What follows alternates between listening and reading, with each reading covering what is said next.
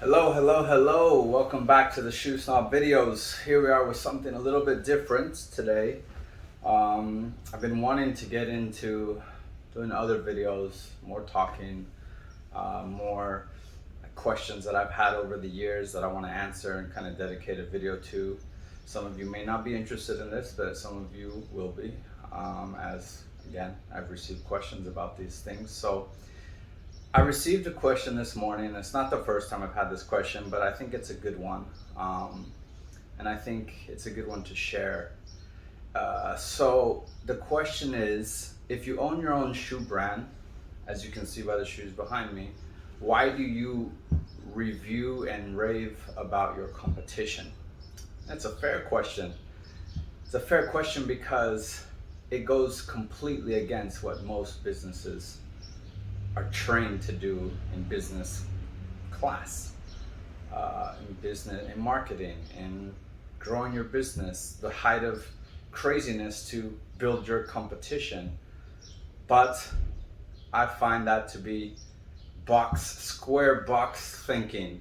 And I always like to think outside the box because I feel that, there's many reasons, but I feel that when you limit yourself to the box, you can never grow mentally, businessly. I know I'm making up words here, but you can never grow not only as a human but as a company, in my opinion. And you find yourself with a lot more blocks because I feel like staying inside this box is a fear-based system, as opposed to going outside that box, taking risks and seeing where they get you. At the end of the day, business is risk. And if you're afraid to risk, you shouldn't be in business. So at the same time, ultimately, my goals of seeing men wear better shoes is greater than my own brand. I'm not an egomaniac. I don't think that everybody in the world is going to like my shoes. I feel like that's the height of stupidity to believe that. I personally think my shoes are the most beautiful in the world, but of course the beauty of being humans is we all have different opinions and different ideas. So what I find beautiful, the next guy might find atrocious, and that's just life. That's nature. So the reason why I write about and review and rave about other brands is because I know that not everybody likes what I do, and that's fine. I accept that. It doesn't bother me. It doesn't stop me. But I'd rather that guy that doesn't like what I do wearing a brand that I like, that makes quality stuff, than going and buying garbage or going and wearing New Balance with his suits. I prefer to big up my direct competition than have that client go waste his money elsewhere, or have him looking silly with the style of, New Balance and suits, which is my favorite kind of what's the word, example, as I used to see this all the time in Seattle, and it was horrible. And so on top of that, being the shoe snob for all these years, I've made friends with a lot of brands. I'm personal friends with many brand owners, and I like to support my friends, even if it takes a sale away from me. The client's happy at the end. I've been a shark salesman. I don't like selling people. It's just forced, and at the end of the day, the people end up regretting their purchase, and then you end up losing somebody for life. So it's just not something that resonates with me as a human. I prefer to make the client happy, even if it's not in my own shoes. Countless times people come to the shop, don't find what they're looking for, and I either refer them to Crockett's down the street, Carmina uptown, or even Merriman, just depending on what they're looking for and how much they want to spend. Because I'd rather them that than go over to Broadway and go buy some garbage at a designer, not even Broadway, Mercer, whatever, these streets over here, and buy designer stuff that is purely ripping them off and just paying for a name. I'd rather get them into another quality brand. Again, because the ultimate goal is to see men wearing better shoes, and that's all men, and that could be any shoes, as long as it's better than what they're wearing now, and better in the sense that they could be wearing, expensive shoes, but it doesn't make them great shoes. It doesn't mean they're good shoes. A lot of expensive stuff is really, you're just paying for that brand value, and you're not paying for the actual quality. So I'd rather convert those clients to be wearing quality stuff. So when I talk about other brands, it's because I actually care not only about the shoe industry, but I care about what guys are wearing. And it may sound crazy, but I do. I would love for the whole world of men to be wearing good quality shoes. It'd be a great thing. I think style starts at the feet. I also find quality shoes comfortable. So again, it's ridiculous for me to think that everybody's gonna like my stuff. So for the people that don't, I'd rather try to get them into something that I personally also like that may not be my brand. It's just really that simple. I also don't see competition, because why? There's enough people in this world to keep us all successful. So why do I need to focus on taking the client of another company that I respect, that makes quality shoes? No, I'd rather convert a guy who buys Gucci to buying J. Fitzpatrick. That's far more logical, because they clearly have the funds to buy expensive stuff, but they're buying stuff that's really not of great value. Value, I guess, if their value in life is just wearing recognizable brands, but if they actually like quality, then I'd rather educate that client to actually buy quality. So I don't see the people that you see as my competition, I don't see them as my competition.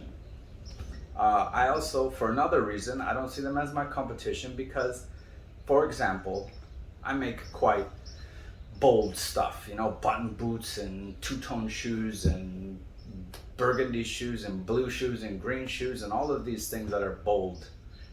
They may not be right for the guy just getting into dress shoes. So, for example, let's say a kid is, it didn't have to be a kid. Let's just say a guy is going into the work environment where he now needs to dress with leather shoes, right? He's never worn leather shoes before. He's worn sneakers, whatever. It's very strange for him to come straight into wearing button boots or things that I like to sell, two tones.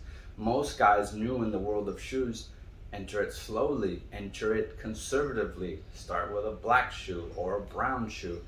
And maybe I don't have that, or maybe I have that, but I have it in my $500 footwear line or for something, whatever. Maybe they're budgeting at $300.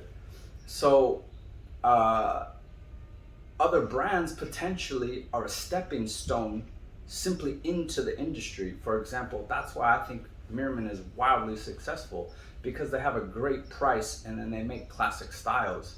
So it's very easy for a guy new into dress shoes to just go buy a Mirman at a relatively low risk. And once they get into the door of the welted industry, they now once they appreciate it, assuming they like their shoes that they buy, they now start to broaden their horizons and open their eyes to the rest of the industry, and they start Googling and they start searching and they start looking for other dress shoe brands. And who might they come across? They might come across J. Fitzpatrick. So could be that a client starts at Allen Edmonds, a Mirman, a Carmina, or whatever, because at that point in time they find something that's maybe safe or conservative or to their needs. But as they branch out into the world of footwear, they say, hey, I keep seeing those button boots, man, those look interesting. I already have, a couple of my bases covered.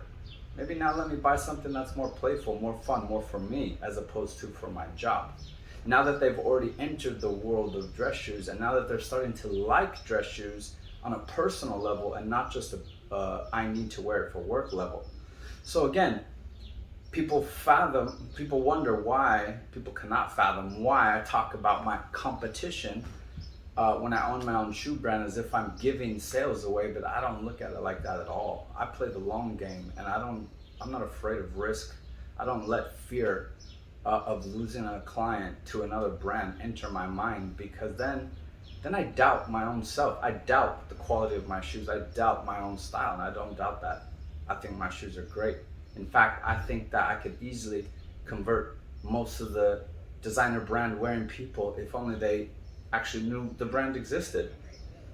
Countless times people walk by the window that you don't see, but that's behind you with our shoe display, love what they see, come in and buy a pair, never heard of the brand. So that's what I focus on. I focus on finding the people that have never heard of the brand, not the guys that are watching this video right now who Google shoes and read about shoes online all day. No, I'm not fighting for you guys. I'm fighting for the guys who don't read blogs, who don't watch these videos, who just like what they see and buy it. So those guys aren't buying from my competition. They're buying from the big brands of the world that are highly overpricing their shoes. So yeah, that's why I don't see competition. And the reality is, all of my direct competition that you think is my direct competition, I know all the owners of all those brands, and a lot of them are my good friends, so I'm happy to support them. It just feels good to make clients get what they actually want and not try to force them into something. I prefer somebody's happy with their Crockett purchase than force them into a J Fitzpatrick that they'll end up regretting. You lose double time. Even if you gained in the immediate moment, you lose in the long run. It's not a smart way to do business, and I don't do business like that. So I hope this explained why, even though I have my own brand of shoes, I write about other brands of shoes. And as long as I don't get too busy to where I don't have spare minutes in the day, I will continue to write about other brands of shoes, because again, the goal of seeing men wearing better shoes is far greater than my own brand. Hope you guys enjoyed. I will continue to do videos like this because I think I do have a lot of information and knowledge that I've gained over my time that many of you would like to hear. And yeah, I think it's important to share those types of things. So stay tuned for a new form of video that I will continue to try to do for all of you. Wishing everybody a great day. Thank you for tuning in. Please like, share, spread this video. Everything is appreciated. Take care. Bye.